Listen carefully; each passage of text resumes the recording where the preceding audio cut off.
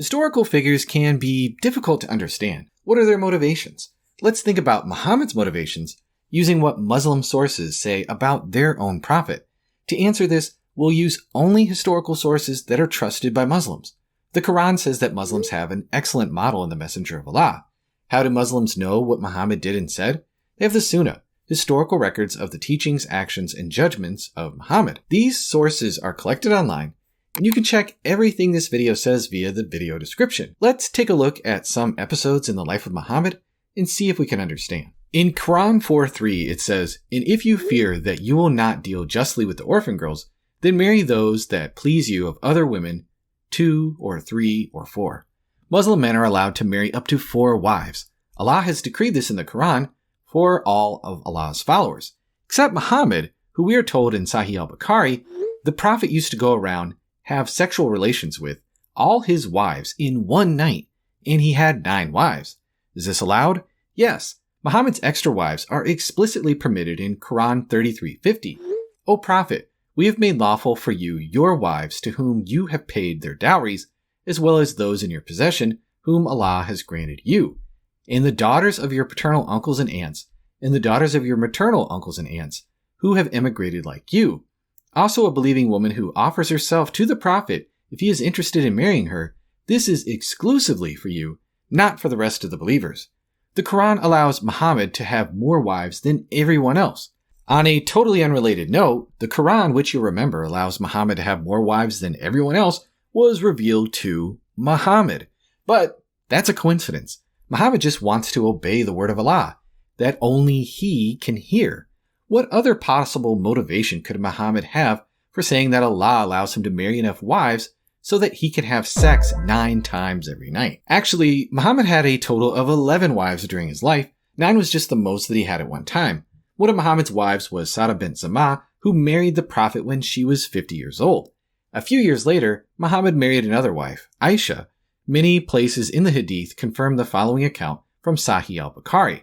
Narrated Aisha, the Prophet married her when she was 6 years old, and he consummated his marriage when she was 9 years old, and then she remained with him for 9 years. Other Hadith explain that when Muhammad intended to divorce Sauda, his 50-year-old wife, she gave up her nightly visit so that he could visit Aisha twice, every night. But what is Muhammad's motivation for taking a preteen wife?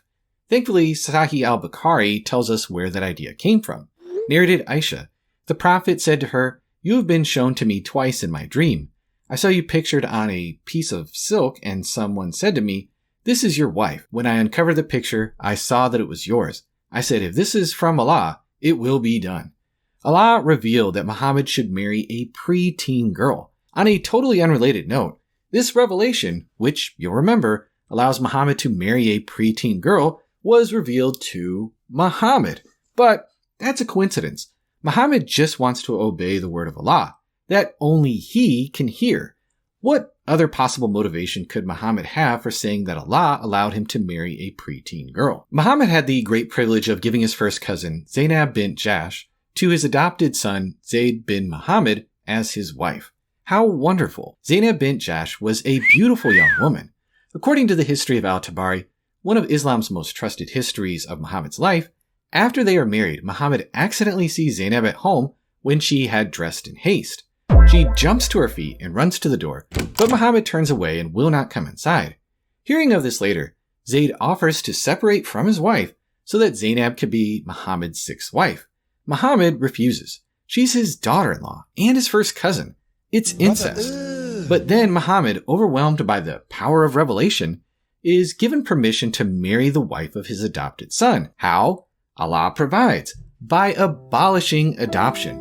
At exactly that moment. It's recorded in Quran 33:37-38. So when Zayd had lost interest in his wife, we gave her to you in marriage, so that there would be no blame on the believers for marrying the ex-wives of their adopted sons after their divorce.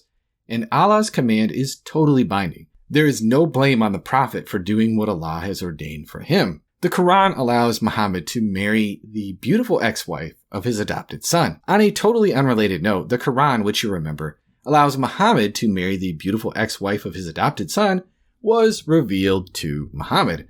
But that's just a coincidence. Muhammad just wants to obey the word of Allah that only he can hear. What other possible motivation could Muhammad have for saying that Allah allows him to marry the beautiful ex-wife of his adopted son? In Sunan an-Nasa'i 3959, we're told the following. It was narrated from Anas that the Messenger of Allah had a female slave with whom he had intercourse, but Aisha and Hafsa would not leave him alone until he said that she was forbidden for him. Muhammad agreed not to have sex with his slave girl, Mary the Copt. You might think that this is good and honorable, but Allah disagrees. Allah's words are recorded in Quran 66:1-3. O Prophet, why do you prohibit yourself from what Allah has made lawful to you, seeking to please your wives? And Allah is all-forgiving, most merciful. The Quran allows Muhammad to have sex with his slave. On a totally unrelated note, the Quran, which you'll remember, allows Muhammad to have sex with his slave, was revealed to Muhammad. But that's a coincidence. Muhammad just wants to obey the word of Allah that only he can hear. What other possible motivation could Muhammad have for saying that Allah permits him to have sex with his slave? Muhammad, in his wisdom, had to judge over disputes amongst his followers. The Tafsir of Ibn Kathir recounts, "We, the people of Quraysh, used to have sexual intercourse with our wives from the back. When we migrated to Al-Madinah and married some Ansari women, we wanted to do the same with them. They disliked it and made a big issue out of it. Thankfully, Allah stepped in. From eternity past, Allah knew that he would need to instruct his followers on what sexual positions they are allowed. Allah's words are recorded in Quran 2:2-3. Your wives are like farmland for you, so approach them as you please, and send forth something good for yourselves. Be mindful of Allah, and know that you will meet him, and give good news to the believers." The Quran allows Muhammad and all of Muhammad's male followers to have safe vaginal sex with their wives in whatever position they like, because they're farmland. On a totally unrelated note, the Quran, which you'll remember, allows Muhammad to have sex with his 9 wives in whatever position he likes, was revealed to Muhammad. But that's a coincidence. Muhammad just wants to obey the word of Allah that only he can hear. What other possible motivation could Muhammad have for saying that Allah permits him to have sex with his 9 wives in whatever position he likes? In conclusion, Muhammad's motivation is clear. He just wants to obey the voice of Allah that only he can hear.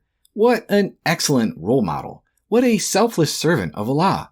What a lucky coincidence that the person who received Allah's revelation was provided with so many opportunities to have sex. And the Quran itself says, there is no blame on the Prophet for doing what Allah has ordained for him. So don't blame Muhammad, said Muhammad. Don't blame Muhammad, said Allah to Muhammad.